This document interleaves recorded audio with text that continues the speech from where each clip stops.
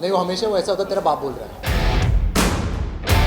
अगर आप लोग कुछ बता सकें कि यहाँ पर हीरो, मैं हीरो बोल रहा हूँ, तो हीरो क्या क्या बोलने वाला है इस फिल्म में, तो अगर आप कुछ बता सकें। हीरो के इतने वॉइस ओवर है कि हीरो बहुत बोल रहा जो है। 780 वॉइस ओवर्स है तो उसमें बहुत कुछ बोलता है और इतना कुछ कह देता है कि आपको 3-4 सीजन्स का एक साथ आपको स्टोरी में मिल जाएगा।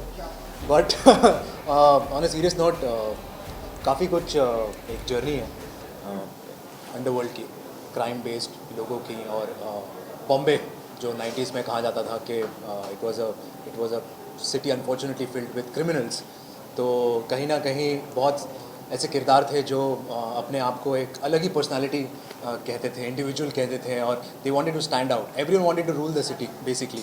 एंड कहीं ना कहीं हमने उसी की कोशिश की है कि कुछ इंस्पायर्ड कैरेक्टर्स लिए हैं और we tried justifying the characters and we tried being ourselves into that era, and it was very interesting क्योंकि कहीं ना कहीं वहाँ जो एक कलरफुल दौर था और ऐसे आप कह ही नहीं सकते थे कि एक लाइफ इतना कुछ आप जी सकते हो, इतने सारे चीज़ें आप कर सकते हो एक ही ज़िंदगी में, वो इन लोगों ने की।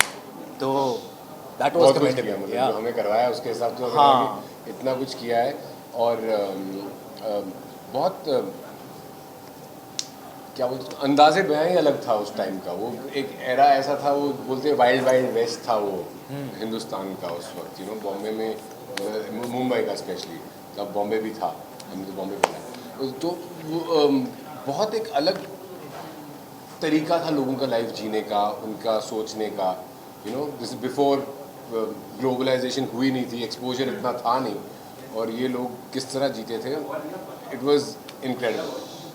और तभी पैसा बहुत बोलता था, तो कहीं ना कहीं एक रूल था कि जिसके पास पैसा होगा उसका बोलबाला होगा। तो हर इंसान को वहाँ राजा बनना था, ऊपर जाना था, डॉन बनना था, या एक इनफैक्ट टू बी ऑनेस्ट, ये जो किरदार है, he looks up to this guy who is लाला।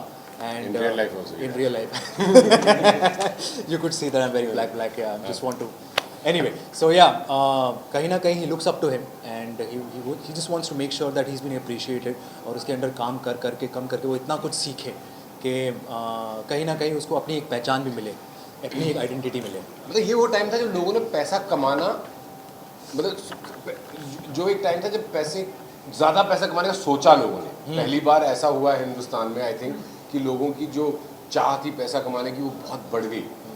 वरना तब तक एक बहुत वो था। ये वो टाइम है जब people wanted to get out, अपनी चादर से बाहर निकलने की कोशिश कर रहे थे। करेक्ट, हाँ। तो बहुत इंटरेस्टिंग टाइम था इस कंट्री का।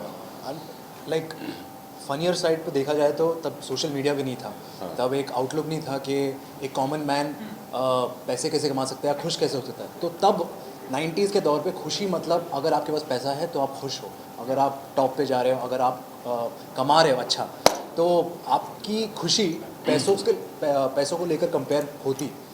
तो चीज़ों को लेकर, चीज़ों को उससे लेकर। पैसों से तुम्हें क्या मिल रहा था। हाँ। बहुत अलग ही टाइम था। या अच्छा, 90s में हेयर स्टाइल को लेकर के बहुत जी। ट्रेंड चला था। जी।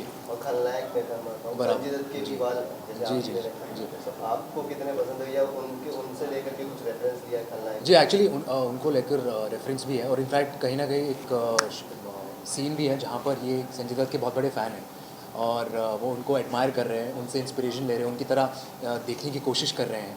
तो ये लुक भी उनसे ही इंस्पायर्ड है। और 90s का जहाँ भी देखो आप, यहाँ पर हमेशा एक स्टाइल था, हमेशा एक अपना एक पर्सोना था, फ्लोइंग। सो या अच्छा किरदार था इनफैक्ट। और अभी पता चलता है कि इतना डिफिकल्ट है बालों को मेंटेन करना। तो 7 महीने मैंने बाल नहीं काटे थे। 7 महीने was the longest time in my life I have ever done that, but yeah it was a good journey.